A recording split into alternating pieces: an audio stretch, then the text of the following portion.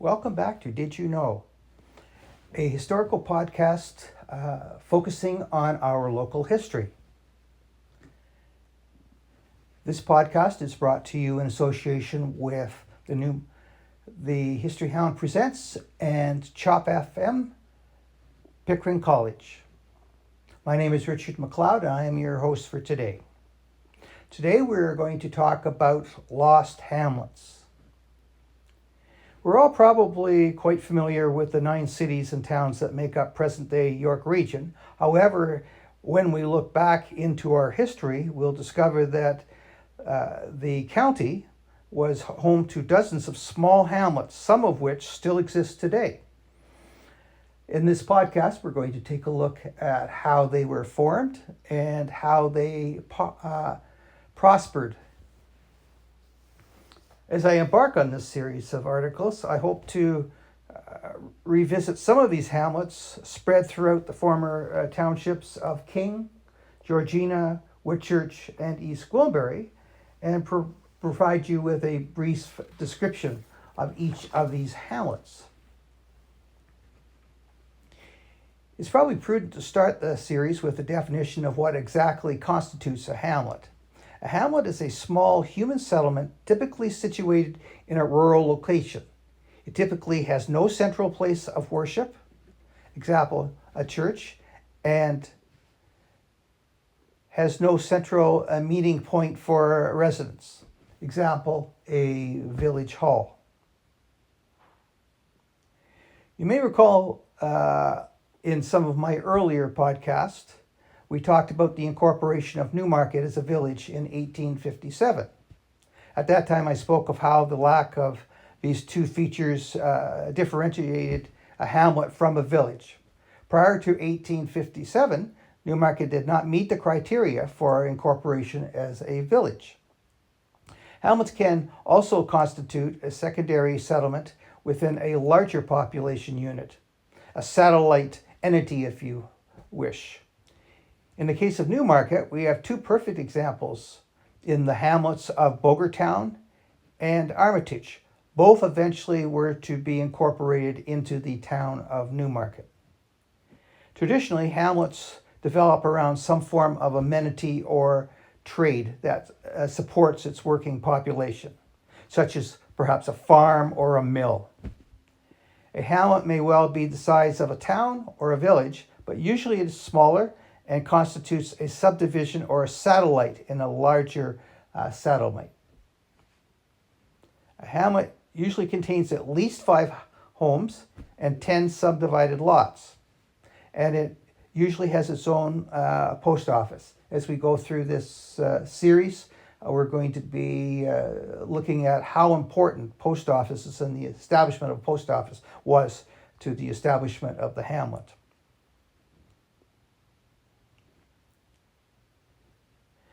Generally, hamlets had no formal boundaries and were not recognized by any type of municipal entity. In this first article in the series, I will examine the hamlets that were part of Whitchurch Township.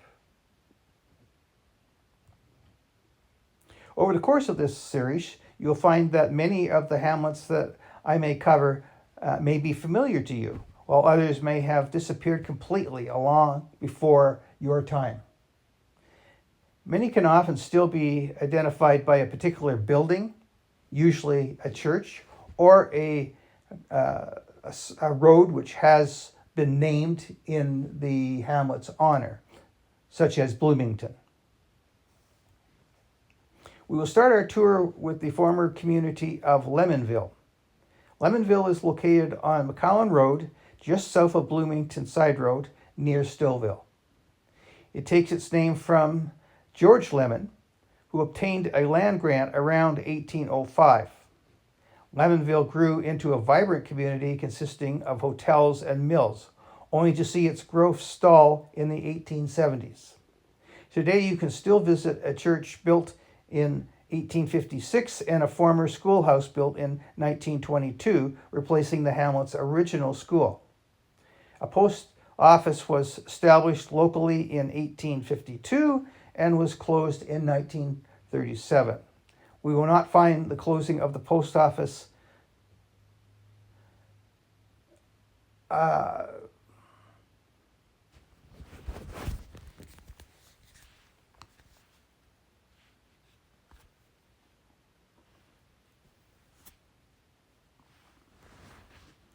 we will find that the closing of the post office signaled the end of the hamlet.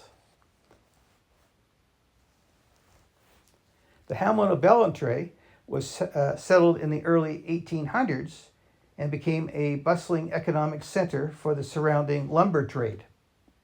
It had several hotels, blacksmith shops, general stores, and the Mayflower Stamping Company Stamping Company was used to mark barrels and other containers. It had a shoemaker and 4 or 5 sawmills. It is said that Willie Anderson, the first teacher who taught in the one-room log schoolhouse on Lakeshore Road, named the hamlet Ballantrae in honor of his Scottish heritage. A post office opened in 1858, serving the people of this community right up until 1949 when it closed. The hamlet of Bethesda was clustered around the 4 corners of Warden Avenue and Bethesda Road. Bethesda was known for the many outdoor religious camp meetings held by the local Mennonite and Methodist communities in the area.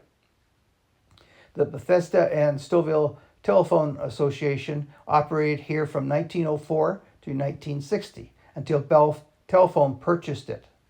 Bethesda has a functioning post office which opened in 1874 and closed in 1924. The hamlet of Bloomington is still commemorated by the name of the road that serves the area. Bloomington was located at the intersection of Bloomington Road and the 9th Line. It was named by Maximus Jones in 1869 after his hometown in Illinois. Jones, who was a storekeeper, was the community's second postmaster and magistrate. Jones, who was a storekeeper, was the community's second postmaster and a magistrate.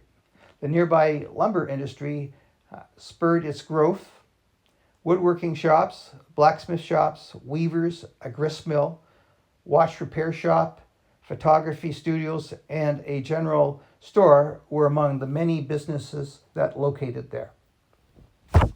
A brick schoolhouse constructed in 1898, replacing the 1826 wood frame schoolhouse, still stands, but it is now a private residence.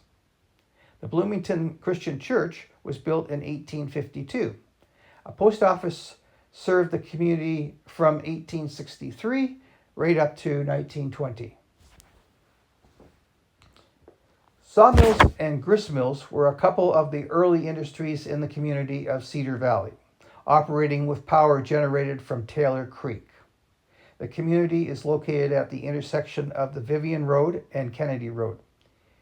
It welcomed the Canadian National Railway Grand Trunk Line in 1905 and served as a shipping point for agricultural produce from nearby Pine Orchard. A post office was established there in 1908. A community naming can often have a simple explanation. A hillside church on the old Hill family farm appears to be the original origin of the name Churchill. William Hill arrived in the area around the 9th Line and Aurora Road in about 1812 from Ireland. Generations of his family would live on this farm until around 1920. The Churchill Christian Church, built in 1872, was the mainstay of the community. A Methodist church also had been built in the area in 1864, but it was demolished in 1900. Another hamlet named after a prominent citizen was Gormley. It was named after James Gormley, who ran a general store and post office at Stouffville Road and Woodbine Avenue. He came to the area in the 1840s and was a teacher, auctioneer, notary public, postmaster, and also a storekeeper. The Gormley Post Office was established in 1851 and is still active today.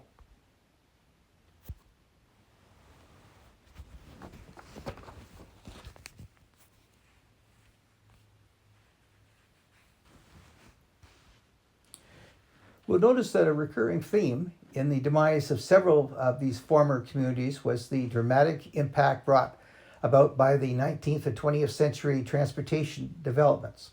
Early railroads bypassed Gormley in favor of other communities, while the James Bay Railroad, built in 1905, shifted the business center west towards Leslie Street and created a new neighborhood known as New Gormley.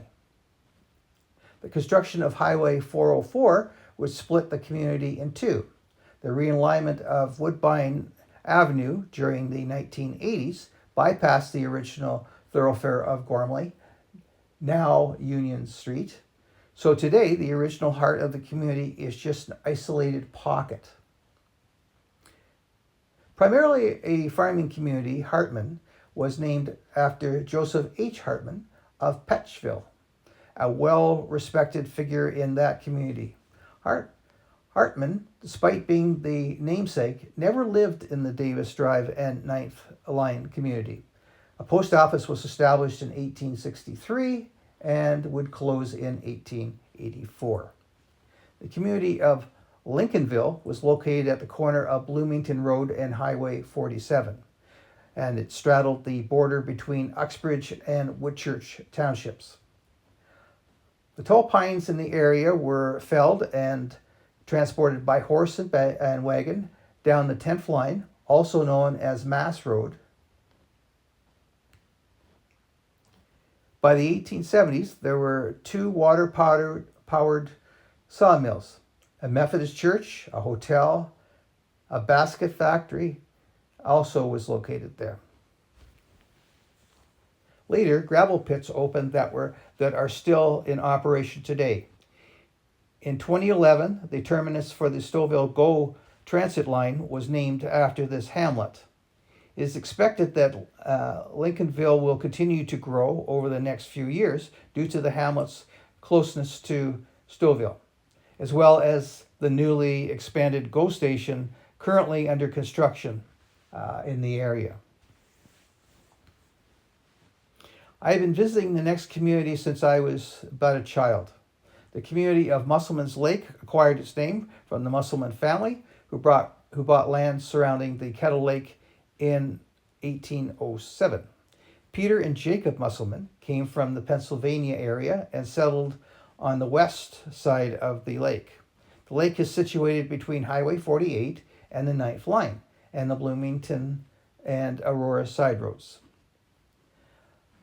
A log house was built there in 1848 and was also used as a church on Sundays.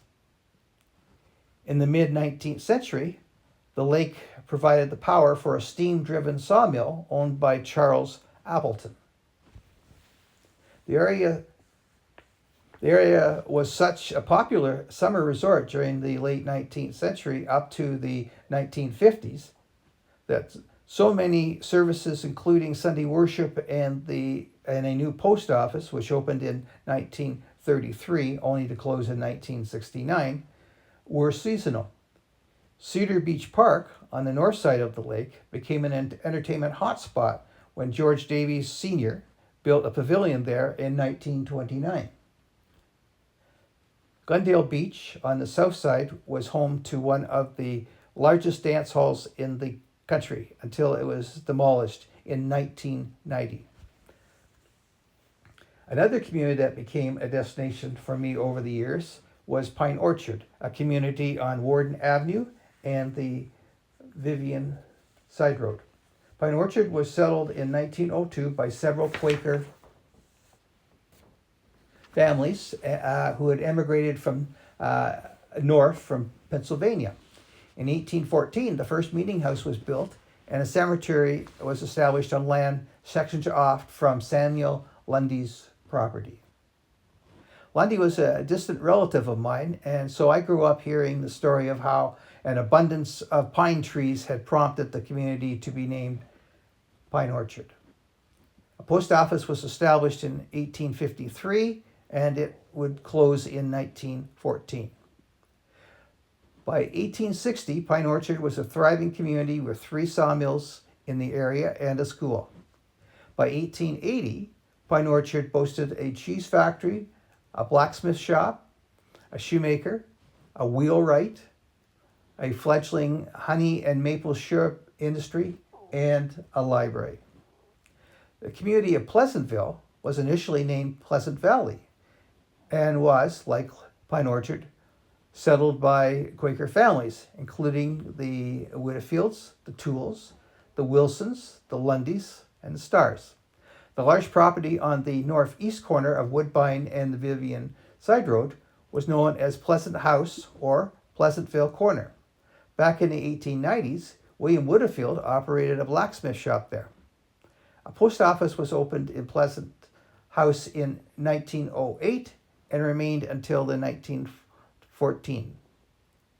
As was the case for many of the small hamlets that we're profiling today, this community's growth was greatly affected by Woodbine Avenue's development into a highway in 1940.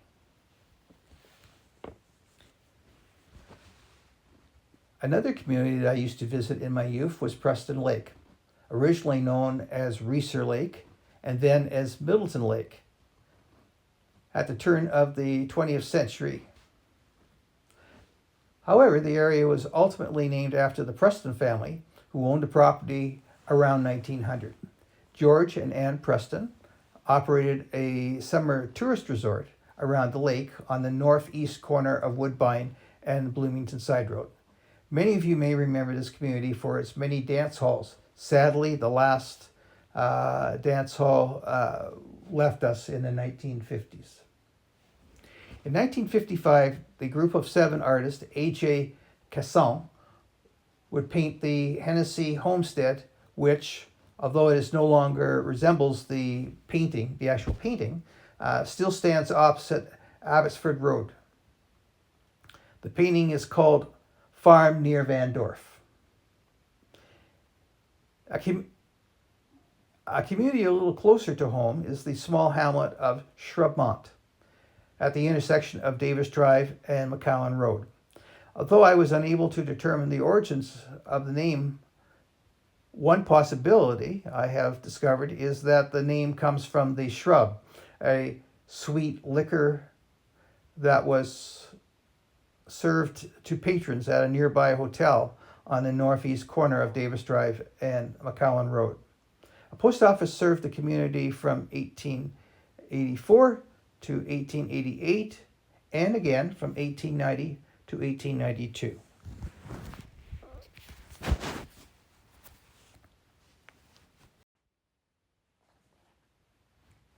I would imagine that most of you know the community of Van Dorf, whether you've passed through it on your way to work or perhaps biked there as a child. Originally known as Brookvale, the community situated on the Van Dorf Side Road and Woodbine Avenue had to be renamed in 1884 when the post office was opened, as it was discovered that the name Brookvale was already in use. Post offices names have to be unique, so if there is in existence the name of a post office, a new name has to be generated. The name Van Dorf is a compilation of Van for the Van Nostrums, who operated a prosperous sawmill in the area, and Dorf, which means village. A woodworking shop, a blacksmith shop, a general store, and a school were located in the hamlet when it was established. In 1905, the James Bay Railroad, now part of Canadian National Railways, was constructed through the area. The Van Dorf Railway Station had an agent telegrapher for many years before it was closed and was demolished in 1967. A post office was opened there in 1887 and was closed in 1931. You can visit the Van Dorp Public School, constructed in 1870, at the Whitchurch Stouffville Museum, located on Woodbine Avenue. As we come to the end of this first article on our series, as we come to the end of this first podcast of our series, we end with the examination of two communities that most of us have visited, Vivian and Wesley Corners. The community of Vivian was originally known as Sexsmith's Corners, after George Sexsmith, who operated a general store and a local inn. He was also the first postmaster. The community was an important lumber area known for its white pine forest. The McCorkle family arrived in 1866 and was important to this development, as they owned a sawmill, a shingle factory, a general store, a blacksmith shop, and a maple sugar bush. Vivian became the hamlet's official name with the opening of a post office in 1866. The post office was closed in 1924. By 1900, the local timber industry had become a victim of its own success, as the great pine forest had been eliminated. The area looked like a desert by 1920. The community of Wesley Corners, at the crossroads of Woodbine Avenue and Aurora Road, was originally called Hacking's Corners, after Reverend James Hacking, a preacher who had settled in the area around 1817. Hacking would move with his family to Peel County, but his son John stayed on the farm and later operated a small store to supply the basic needs of the residents. A Methodist church was built in 1881, replacing the former log chapel known as Petch Chapel. The new church was named in honor of the Reverend John Wesley, founder of the Methodist movement, and the area would soon become known as Wesley's Corner.